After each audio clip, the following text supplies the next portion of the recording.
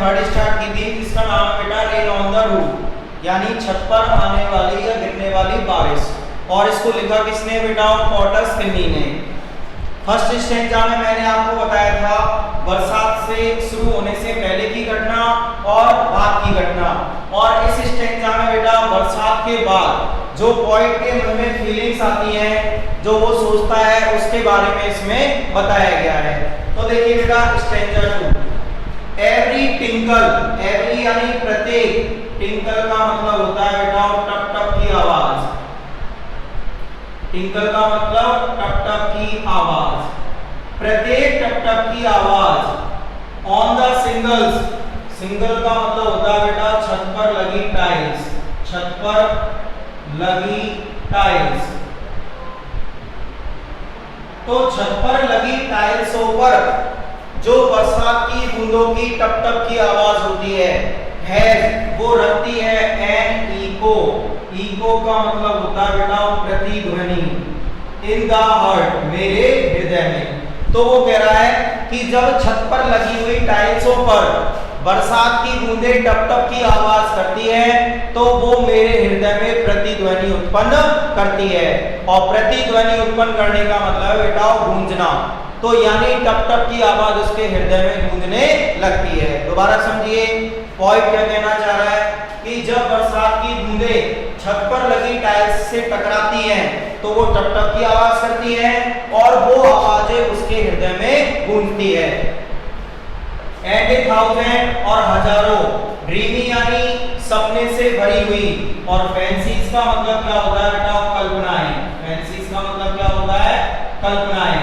तो वो क्या कह रहा है कि स्वप्न से भरी हुई हजारों कल्पनाएं इनटू बिजी व्यस्त हो जाती हैं, स्टार्ट शुरू होकर, और उसके मन में हजारों स्वप्नों से भरी हुई या स्वप्न से भरी हुई हजारों कल्पनाएं उसके मन में शुरू हो जाती हैं और व्यस्त रहती हैं। एंड ए थाउजेंड रिकलेक्शंस, और हजारों रिकलेक्शंस का मतलब होता है बेटा यादें, रिकलेक्शन का मतलब क्या होता है बेटा? यादें, और हजारों यादें, वेव, वेव यानी होता है बेटा बुनना, वेव यानी क्या होता है बेटा? बुनना। हजारों यादें बुनती रहती हैं, देयर एयर थ्रेड्स, उनके हवा रूपी धागे, हवा रूपी धागे,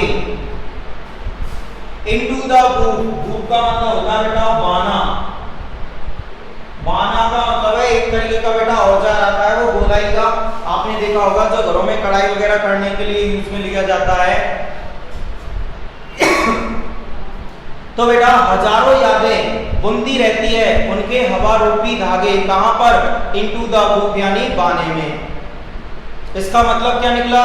इसका मतलब ये नहीं है कि बेटा याद जो है वो रियलिटी में गाने बुन रही है, इसका मतलब है कि उसके मन में उसकी बचपन की यादें तरोताजा हो जाती हैं। एज आई लिसन, जैसे ही मैं सुनता हूँ, द पैटर, पैटर का पहले बताया था टप टप, जैसे ही मैं क्या सुनता हूँ? टप टप की आवाज, ऑफ द रेन, बारिश की, अपॉन द रूफ, छत के ऊपर। तो दोबारा समझिए बेटा, कवि क्या कहना चाह रहा है कि छत पर लगी टाइल्सों पर जब बरसात की बूंदें गिरती हैं तो कौन सी आवाज करती हैं? टप टप की आवाज करती हैं, और ये आवाजें मेरे हृदय में गूंजती रहती हैं, और उसी समय हजारों या सपनों से भरी हुई हजारों कल्पनाएं मेरे मन में शुरू हो जाती हैं और मुझे व्यस्त रखती हैं, और हजारों यादें बाने में हवा रूपी धागे को बुनती रहती हैं, और जब मैं टप टप की आवाज को सुनता हूं, कहां पर? छत पर। कहां पे सुनता हूं बेटा? छत पर सुनता हूं। तो वो कह रहा है कि जब मैं बरसात की बूंदों को, उसकी टप टप की आवाज को सुनता हूं तो बेटा मेरे मन में हजारों बचपन की यादें आने लग जाती है। अब देखिए बेटा इसका context,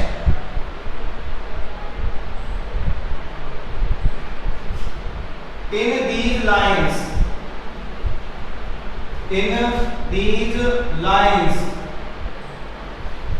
the poet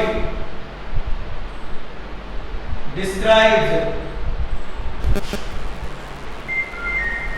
the feelings